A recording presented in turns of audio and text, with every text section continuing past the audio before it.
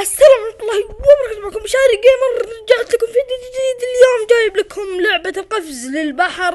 هذه هي اللعبة. طبعا اللعبة تعتمد على المصبع، علق على المصبع وبقدر يلفلف بالسهم هذا، وعقب ما تفك السهم، عقب ما تفك مصبعك بقدر يتشقلب. إذا طاع على راسه وانت ما حركته فخسران، لازم تحركه، لازم يطيح على راسه. إذا طاع على ظهره يعني حاول انه يطيح على راسه.